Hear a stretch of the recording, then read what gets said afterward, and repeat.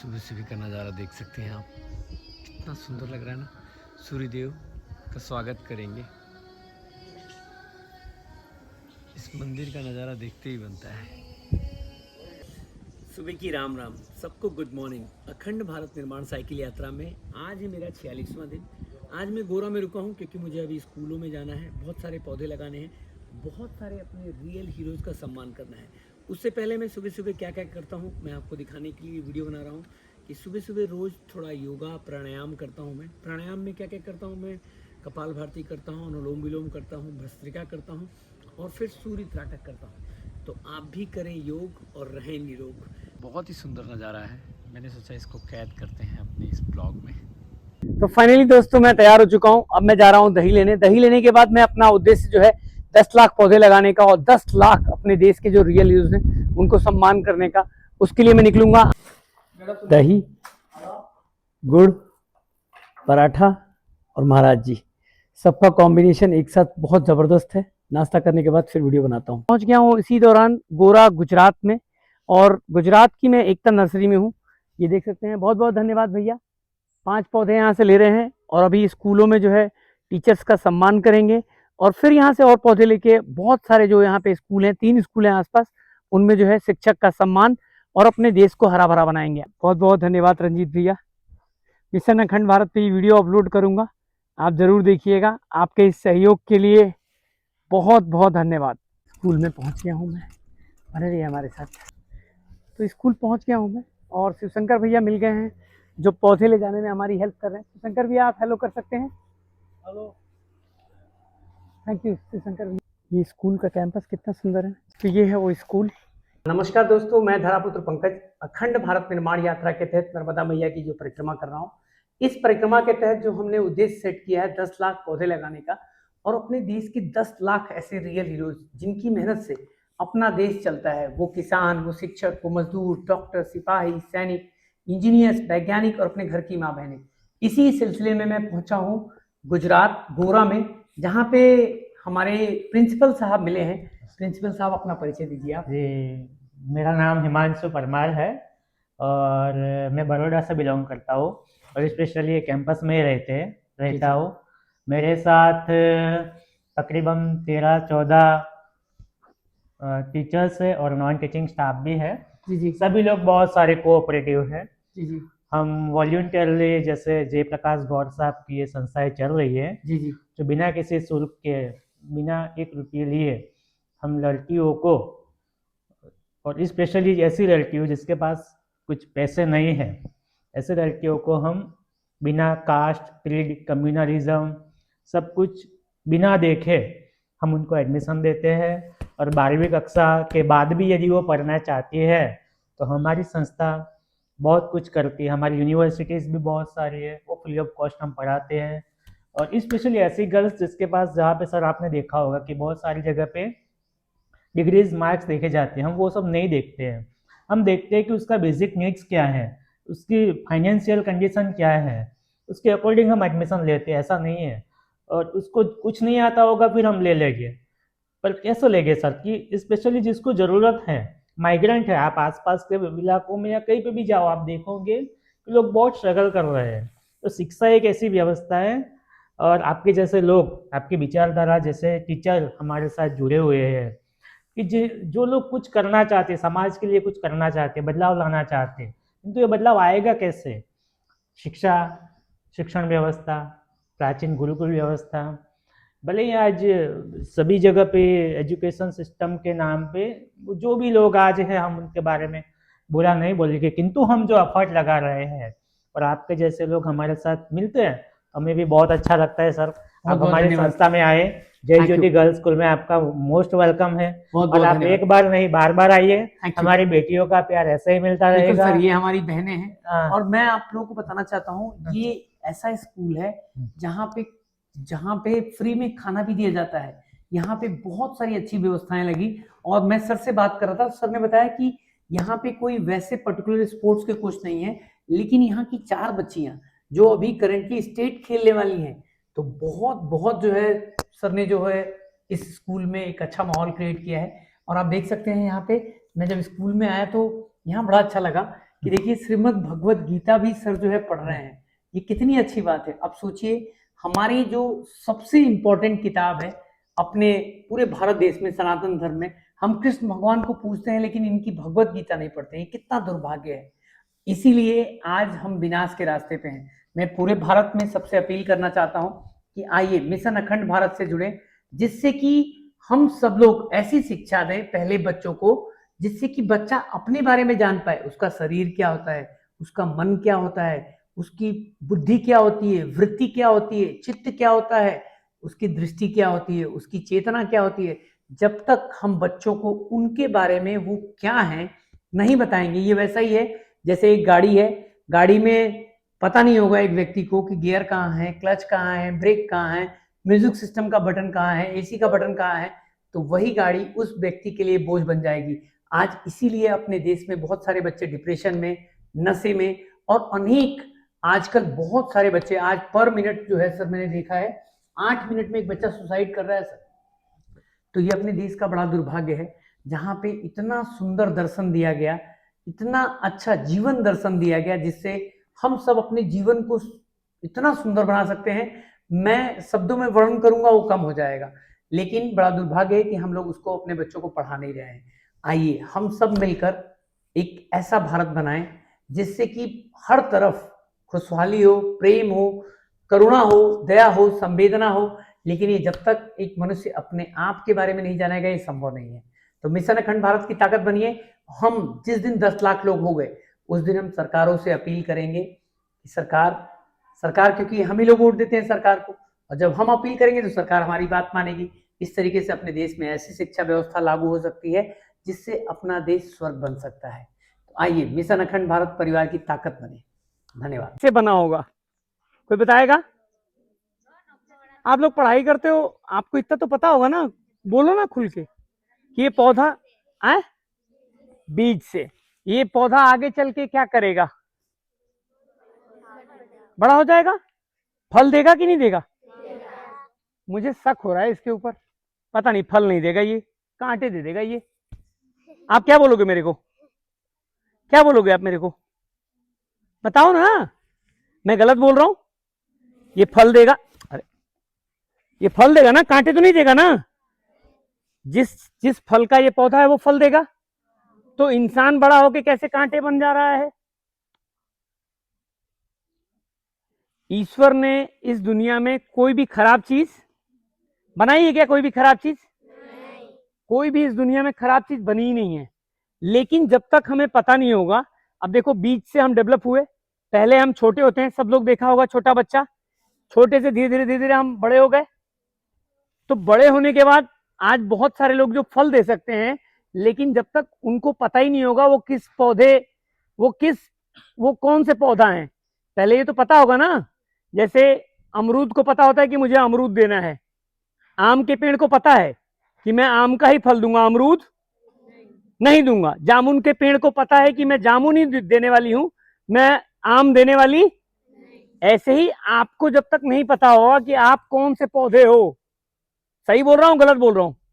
तो मैं चाहता हूं ऐसी शिक्षा लागू हो जिससे बच्चा जान पाए।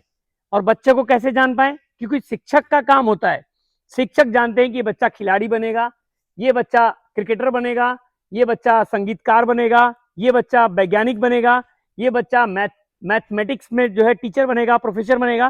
क्योंकि हर बच्चा अपने आप में एक अद्भुत बच्चा है, हर बच्चे के अंदर अपने आप में एक अद्भुत क्षमता है। हर बच्चा एक फल के लिए आया है यहाँ पे। इसीलिए आप देखोगे जितने भी लोग लाइफ में सफल होते हैं एक ही फील्ड में होते हैं, 10 फील्ड में कोई होता है क्या सफल? तो लेकिन हम लोगों को पता ही नहीं है, हम लोगों को सारे सब्जेक्ट पढ़ाए जा रहे हैं। देखो एक व्यक्ति को आगे बढ़ने के लिए जीवन में क्या क्या चाहिए? लिखना, पढ़ना, जोड़ घटाना, गुणा भाग। इसके अलावा क्या आना चाहिए उसको? किसी भी एक सब्जेक्ट में क्या उसको आना चाहिए? मास्टरी होनी चाहिए। वो लाइफ में क्या हो जाएगा? सफल होगा कि नहीं होगा? लेकिन अपने यहाँ जो शिक्षा का सिस्टम है, इतनी सारी चीजें पढ़ाई जा रही हैं कि आप फिजिक्स पढ़ोगे तब तक केमिस्ट्री का सूत्र भूल जाओगे आप। अभी आप लोग सही बोल रहे हैं ना, ये पूरा सिस्टम गड़बड़ है ना, कि हमें बेमतलब की चीजें पढ़ाई जा रही हैं। आज यहाँ पे बहुत सारे टीचर्स लोग हैं, अब इनसे पूछ लो कितनी इन्होंने पढ़ाई की होगी, जो पढ़ा रहे हैं उनकी बात कर रहा हूं मैं, कि जैसे मान लीजिए मैथ के टीचर हैं, आप इनसे हिस्ट्री का पूछ लो, 6वीं में हिस्ट्री का कोई चैप्टर पूछ लो, नहीं बता पाएंगी, क्योंकि कोई मतलब ही नहीं है उसका जीवन में। तो ये मतलब की चीजें क्यों पढ़ रहे हैं हम? अंग्रेजों ने इसीलिए ऐसी पढ़ाई बनाई जिससे बच्चे, अब आप जो सोचो, ये पौधा है, अब इस पौधे में फल आ सकता है, लेकिन मैं इसको कहीं भी फेंक दूं, इसको सही खाद नहीं दूं, तो ये फल देगा क्या? ये सूखेगा और ये फिर लोगों के जीवन में दिक्कत करेगा ना। तो वैसे ही हो रहा है। तो मैं पूरे भारत में निकला हूं कि हम सबको ईश्वर ने इस धरती पे सबसे अद्भुत बनाया है, लेकिन ऐसी शिक्षा व्यवस्था है कि हम जान पाए। जैसे मैं अपनी बेटी के बारे में जान चुका हूं, मेरी 2 बेटियां हैं, कि मेरी बेटी एक खेल में जाएगी, एक मेरी बेटी है वो थोड़ा नेतागिरी करेगी। मैं उसको जान गया हूं, बहुत बातें करती है वो। अब मैं उसको ज्यादा पढ़ाने वाला नहीं हूं। मैंने बोला है कि कुछ नहीं बेटा, बस तुम्हें लिखने पढ़ने बोलने आना चाहिए, जोड़ घटाना गुणा भाग आना चाहिए, बाकी तुम्हें जो है एक ही सब्जेक्ट में हम माहिर बनाएंगे। तो मैं सोच रहा हूं कि ये तो पार्सैलिटी हो जाएगी ना, मैं अपने बच्चे के साथ करूंगा। अब देखो क्या होता है कि मेरी बच्ची तेज हो जाए, लेकिन बहुत सारे बच्चे खराब रहें, तो उसका जीवन ठीक होगा या खराब होगा? खराब होगा ना। आप कभी देखना, जंगल में सारे पेड़ अपने आप में व्यवस्थित है कि नहीं है? लेकिन मानव व्यवस्थित है क्या? आप जाओगे, आप अच्छे हो, लेकिन 4 ऐसे बाहर बैठे हैं राक्षस जो आपको नोचने के लिए खड़े हैं। सही बोल रहा हूँ, गलत बोल रहा हूँ? तो ये क्यों है? क्योंकि हर आदमी खुशी चाहता है, लेकिन खुशी का उसका पता नहीं है कि खुशी कहां से उसको मिलेगी, तो वो गलत तरीके से खुशी पाने की कोशिश कर रहा है। तो मैं चाहता हूं कि पूरे भारत में ऐसी शिक्षा लागू हो जिससे कि हम अपने आप को जाने, और जितने भी बच्चे हैं, सब बच्चे महान बनने के लिए ईश्वर ने इस धरती पर पैदा किए हैं। लेकिन जब तक अपने देश में ऐसी शिक्षा लागू नहीं होगी, ये संभव। और देखो, मैं अकेले अगर मैं सरकार को बोलूंगा, सरकार मेरी बात मानेगी? सरकार जो पढ़ाइयां दे रही है वो सिर्फ गुलाम बनने की दे रही है। क्या दे रही है? जबकि आप हो तो महान। तो अब ये है, सपोज करो आम का पौधा, एक ही उदाहरण, आम का है नहीं ये, आम का पौधा, और इससे मैं अमरूद पैदा करूं, तो ये देगा क्या मुझे? फिर कॉन्फ्लिक्ट क्रिएट होगा ना। तो आज वही हो रहा है कि आप गुलाम बनने के लिए पैदा नहीं हो और आपको गुलाम बनाया जा रहा है। तो देखो, पूरी दुनिया में कोई भी व्यक्ति इस धरती पे नहीं चाहता है कि उसके ऊपर कोई शासन करे। कोई भी बच्चा नहीं चाहता है कि मेरे ऊपर कोई शासन करे, वो चाहता है उसे समझाया जाए। जैसे मैं बोलूं कि तुम्हें ये नहीं करना है, नहीं, क्यों नहीं करना है बेटा? बेटा इसलिए नहीं करना है, टीवी इसलिए नहीं देखनी है क्योंकि इससे आपकी आंख खराब हो जाएगी, ज्यादा देखोगे तो ये जो रेज निकल रही, अब इस तरीके से मैं समझाऊंगा तो ये बात समझ जाएगी। और लेकिन टीवी से इसको आनंद आ रहा है, मुझे इसको उसी आनंद के लेवल का कुछ और देना पड़ेगा जिससे कि इसका आनंद घटे नहीं। अगर इसको मैंने टीवी के लिए मना कर दिया, लेकिन दूसरा कोई आनंद का अल्टरनेटिव ऑप्शन नहीं दिया, तो ये कभी भी टीवी देखना बंद नहीं करेगी। आज अपने स्कूलों में उतना खेल कूद नहीं होता है। अब जो बच्चा खेलना चाहता है, जो बच्ची खेलना चाहती है, उसको खिलाओ ना, लेकिन 8 घंटे हम पढ़ाएंगे। सही बोल रहे हैं ना? हिंदी भी पढ़ेगा, मैथ भी पढ़ेगा, इतना सारा क्यों पढ़ने की जरूरत है भाई? एक सब्जेक्ट को पढ़ना है हमें जीवन में। तो मैं चाहता हूं कि जितने भी बच्चे हैं, इनका जीवन बर्बाद ना हो, क्योंकि अपना भारत देश सोचो 140 करोड़ का देश है। आज पॉपुलेशन में हम दूसरे नंबर पे हैं कि नहीं है? लेकिन भारत देश इतना आगे क्यों नहीं है? छोटी छोटी कंट्रियां, जापान देख लो आप, और बहुत सारी कंट्रियां देख लो, इतनी आगे कैसे हैं? क्योंकि वहां बच्चों के हिसाब से उनको ट्रेनिंग दी जा रही है। तो मैं 10 लाख लोगों का एक संगठन बनाने निकला हूं। 10 लाख लोग जिस दिन मेरे पास मेरे संगठन में होंगे, उस दिन हम सरकार से बात करेंगे, क्योंकि अकेला मैं बात करूंगा तो मेरी बात खराब होगी, मेरी ऊर्जा भी क्या होगी। तो इसलिए जो है मैं अभी पूरे स्कूलों में जा रहा हूं और मैं पौधे लगाता हूं, और पौधे जो है टीचर्स लोगों को जो है सम्मान के तौर पे पौधे देता हूं। और मेरे पास ये सर्टिफिकेट है, मैं आपको दिखाता हूं। आज अपना देश जो है, आप देखोगे, ये सर्टिफिकेट देता हूं, ये ऐसे मैंने जो है प्रतीक के रूप में रखा है, बाकी व्हाट्सअप कर देता हूं तो लोग प्रिंट आउट करके आप निकाल लेते हैं। ये इसमें लिखा है मैंने कि ये वही लोग हैं जिनकी मेहनत से अपना देश चल रहा है। आज प्रधानमंत्री जी हो चाहे राष्ट्रपति हो, किसकी पढ़ाई से वो बने हैं? शिक्षक लोगों ने पढ़ाया होगा ना, कि कहीं और से पढ़ के आ गए वो। लेकिन आप सोचो, आज क्या शिक्षकों का उतना सम्मान है? सबसे बड़ी पोस्ट कौन सी है अपने देश में? शिक्षकों का। आज जितने भी डॉक्टर निकल रहे हैं, इंजीनियर निकल रहे हैं, कोई भी, वो किसकी पढ़ाई से निकल रहे हैं? लेकिन क्या शिक्षकों का सम्मान मिल रहा है? तो मैं इसलिए पूरे भारत में निकला हूं। आज सम्मान किनको मिल रहा है? अभी हमें पता है कि कोई आज वेब सीरीज में बहुत सारी गंदी गंदी गालियां देने वाले लोग हैं, दे रहे हैं ना वेब सीरीज। आज कोई भी वेब सीरीज देख लीजिए, फिल्में देख लीजिए, सब में इतनी गंदी लैंग्वेज प्रयोग होती है, लेकिन अभी कोई हीरो आ जाएगा सब उसके साथ फोटो खिंचवाने लगेंगे। तो हम लोग क्या हो गए हैं, हम लोग, हमें पता भी नहीं है कि गंदा क्या होता है और अच्छा क्या होता है। तो जब हम गंदे में और मतलब गंदा और साफ में जब हम अंतर करना नहीं जानेंगे तो हम अपना जीवन कैसे अच्छा बनाएंगे। सही बोल रहे हैं गलत बोल रहे हैं? आज गंदे और साफ में अंतर ना होने की वजह से तो लोग बीमार पड़ रहे हैं ना। सही बोल रहे हैं कि नहीं बोल रहे हैं? पता चल जाएगा ये खाना गंदा है तो नहीं खाएंगे। आज मैं अभी गया था, मैं गोरा में बस स्टॉप बनाया बड़ा सुंदर सा। मैंने देखा वहां बहुत सारी अच्छी व्यवस्था लगी है, 3 सेंट्रल एसी लगे हैं, और मैंने देखा वहां पे वो स्कैनर भी लगा है, जिससे आप फटाफट जो है कोई स्कैन करोगे तो वहां से आपको पैकेट निकल जाएगा। लेकिन जो वहाँ जितने भी पैकेट रखे हैं ना वहां पे, सब उसमें INS डला है, जिससे बच्चे खाएंगे तो आगे कैंसर का 110% कैंसर की बीमारी आपको पकड़ेगी ही पकड़ेगी। जिस फूड को कीड़ा नहीं खाता है उसको आप खा रहे हो। आप सोचो, आप कभी पैकेट बंद खाने को फेंक देना, आप देख लेना, कीड़ा भी नहीं खाता है उसको। कीड़ा भी जो हम खाना खाते हैं ना 12 घंटे बाद, जो आप देखो फंगस लगने लगता है खानों पे। तो हम सब लोगों को पता ही नहीं है कि हम जो कर रहे हैं वो सही कर रहे हैं कि गलत कर रहे हैं, क्योंकि हमारी मानव के पास जो समझ थी वो शिक्षा से ही डेवलप की जा सकती है। किससे डेवलप की जा सकती है? तो मैं चाहता हूं कि ऐसी शिक्षा है जिससे कि बच्चे समझदार बने, बच्चे ऐसा बने कि मैं बता ही नहीं सकता हूं कि इसमें जो है कौन सा बच्चा क्या बन सकता है। आम को कोई बता सकता है? आम के फल पे कितने फल वो देगा? वो अनलिमिटेड। क्या है वो? अनलिमिटेड। कोई गिन नहीं सकता है कि ये कितने आम देगा, और अगले 20 साल तक देने वाला है, क्योंकि एक पौधे की उम्र 20 साल है। लेकिन आप तो 100 साल जीने वाले हो, तो आप सोचो ना। इसीलिए कहा गया है, बड़े भाग्य मानुष तन पावा, सुर दुर्लभ से ग्रंथि गावा। तो अभी टीचर लोगों का हम सम्मान करेंगे पौधा देते हुए, और आप लोगों के साथ पौधा भी लगाएंगे, ठीक है? तो ताली बजाइए अपने सारे हीरोज के लिए। सारे जग के आंख के तारे, बच्चे मन के सच्चे। चलो इसमें डालो मिट्टी मिट्टी, उधर उधर करो। नमस्कार दोस्तों, मैं धरापुत्र पंकज अखंड भारत निर्माण यात्रा के तहत मैं हूँ गोरा गुजरात, स्टैच्यू ऑफ यूनिटी के पास। और यहाँ पे है, पीछे आप देख सकते हैं, एक क्लब है, मॉडल रेजिडेंशियल स्कूल है, जहाँ पे 300 बच्चे पढ़ रहे हैं। यहाँ पे ऑटो नहीं मिला तो हम साइकिल से ही 5-5 पौधे करके लेके जा रहे हैं। ये जो मैं कर पा रहा हूँ ये आपके प्यार, सहयोग, समर्थन और आशीर्वाद की वजह से कर पा रहा हूँ। आइए हम सब मिलकर इस प्यार, सहयोग, समर्थन को ऐसे ही बनाए रखें और लोगों को मिशन अखंड भारत से जुड़ें, जिससे अपने देश को हरा भरा और अपने देश में जो भेदभाव की शिक्षा है उसको खत्म करने में हम कामयाब हो। बहुत बहुत धन्यवाद। नमस्कार दोस्तों, मैं पहुंच गया हूं आदिवासी आश्रम शाला स्कूल, जो है जो गोरा गुजरात में स्थित है। यहाँ बहुत सारे प्यारे प्यारे बच्चे हैं। अभी इनके साथ हम पौधे लगाने वाले हैं। पौधे पीछे हमारी अस्मिता बहन है, ये लेके खड़ी हैं। और बहुत सारे बच्चों के बारे में जो मुझे पता चला वो सर से मैंने सोचा कि क्यों ना इसको एक वीडियो में जो है इसको सेव रखा जाए। सर बता रहे थे कि यहाँ जो बच्चे हैं इतने टैलेंटेड हैं कि ये जो बाल काटते हैं, ये देख रहे हैं ये स्टाइल कैसे काटते हैं? सर थोड़ा बताइए आप इनके बारे में, इनका टैलेंट क्या क्या है? हाँ, वो बच्चे अपने हाथ से ही बाल काटते हैं एक दूसरे के। अच्छा। ब्लेड और जो हेयर ब्रश होता है ना, हाँ। सिर्फ उससे ही अपने बाल वो सेट करते हैं, क्योंकि वो जंगल में पहले कुछ था नहीं, हाँ। मतलब टेक्नोलॉजी, तो पहले से ही उनको आता है। अच्छा, तो मतलब ये कहाँ सीखा आपने? कहाँ सीखा? पूछिए आप इनसे। तो मम्मी पापा ने सिखाया? वाल कह रहे थे तो मैं काटता सीखा छो।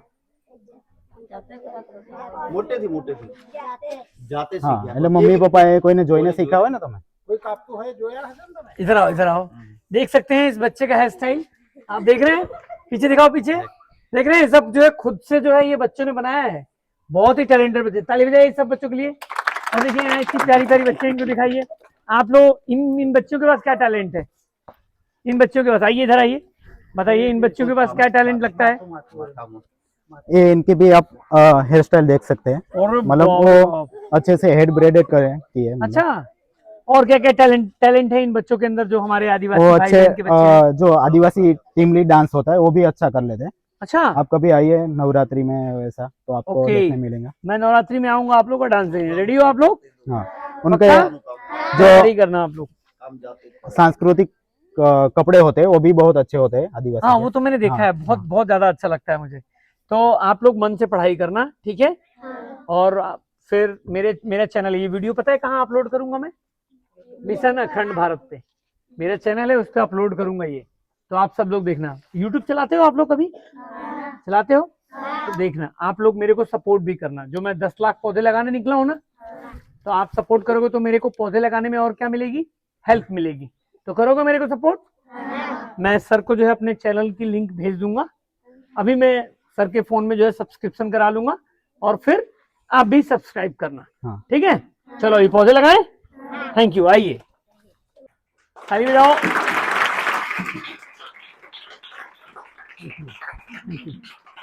बस बस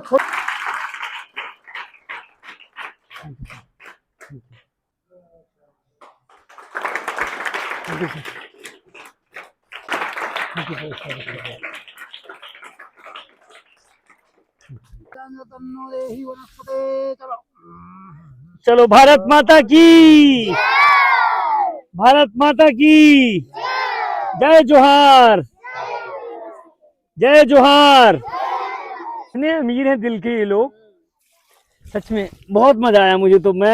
मुझे तो 2-4 जगह ऐसे दीदी में रहा मैं कि जहां से मुझे तो जाने का मन ही नहीं किया। मोलगी में कुछ ऐसे भाई मिले मेरे से कि मोलगी में 2 दिन में रहा, पेड़ पौधे सब लगाए स्कूलों में, और फिर वो लोग ना मोलगी से वड़फली आ गए वो लोग, और वड़फली से मेरे को छोड़ने के लिए झारवाड़ी तक आए। तो मतलब बहुत बहुत ही अच्छे लोग हैं सच में। गुड, शाबाश।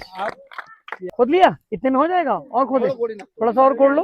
हमरा बेटा पाछी रा थोड़ी पाछी जाते रहोड़ा थोड़ी बार पाछी आओ से थोड़ी और पहुंच जाओ। बस बस बस बस, ठीक है ठीक है ठीक है ठीक है ठीक है, बस बस ठीक है, इतने में लग जाएगा। जय वंदे मातरम। और दे दो मिट्टी थे तो।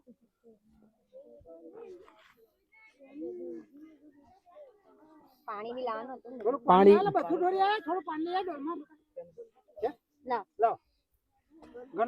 पानी पिलाओ इन लोगों को जल्दी, प्यास लग गई है अब इन लोगों को। आज बहुत हैक्टिक डे रहा। आज बहुत सारे स्कूलों में बहुत सारा पौधा ले जाना था, पौधे लेके गए, लगाया, बहुत सारे टीचर्स लोगों का सम्मान किया, और इसी सम्मान के बाद मैं पहुंच गया हूं यहाँ सुरपानेश्वर महादेव का मंदिर है। बने रहिए, मैं आपको अभी दिखाता हूँ। ये गोरा शहर है, आप देख सकते हैं, लाइटिंग यहाँ की गजब है। और ये बहुत ही प्रसिद्ध मंदिर, सुरपानेश्वर के जंगल में गया था, वो भी मैं आपको ब्लॉग में आपको देखने को मिलेगा। ये यहाँ का सबसे पुराना मंदिर सुरपानेश्वर महादेव का, दर्शन करें आप। सुरपानेश्वर महादेव मंदिर। और यहाँ पे जो है हमें पंडित जी मिले हैं जिनसे जानना चाहते हैं, पंडित जी इस मंदिर का बाहर लेंगे क्या लेंगे? यही बात कर, चलिए बाहर बात कर लेते। तो आप देख सकते हैं सुरपानेश्वर महादेव जी का मंदिर, भव्य मंदिर। अब यहाँ पंडित जी से जानेंगे इस मंदिर का इतिहास क्या है। पंडित जी देखो भैया, हिंदी में बोलूँ कि गुजराती में? हिंदी में बोलिए। देखो, ये साल 11 अक्टूबर से 20 अक्टूबर 26 या 108 कोटि यज्ञ होने वाला है। जी जी। वो यज्ञ श्रद्धासुरों का विघ्न दूर करने के लिए, विश्व कल्याण की भावना से सुरपानेश्वर महादेव प्रसन्नस्तु, नर्मदा जी प्रसन्नस्तु, नर्मदा डैम की दीर्घायुष के लिए है। जी जी। पूरे गुजरात की जनता एकदम देखेगी। जी जी। और मुझे विश्वास है कि ये जो हर साल हो रहा है, माँ नर्मदा जी की कृपा से, नर्मदा जी का आदेश से और अश्वत्थामा की प्रेरणा से ये हम कर रहे हैं। मुझे विश्वास है गुजराती जनता सहयोग देगी। श्रद्धासुरों का विघ्न दूर करना जरूरी है। नर्मदे हर। अच्छा, मैं इस मंदिर का इतिहास पूछ रहा हूँ। इस मंदिर का वो इतिहास महाराज जी कहेंगे। कौन है? अब मैं कहता हूँ। देखो भैया, स्कंद पुराण के रेवाखंड में लिखा है कि एक तीर्थधाम की 16वीं कड़ा बराबर 14 में कोई तीर्थधाम नहीं है। एक तीर्थधाम की 16वीं कड़ा बराबर 14 में कोई तीर्थधाम, इसका स्कंद पुराण का रेवाखंड में लिखा है। अपने इसका कल्पों का कल्प हो गया ये मंदिर का। एक कल्प का 4000 युग का एक कल्प होता है। जी जी। तो ये मंदिर कल्पों का कल्प हो गया। जी जी। और यहाँ शिव जी साक्षात है। ये पातालोक में से शिव जी ने प्रकट किया है। जी जी। और अनकासुर राक्षस को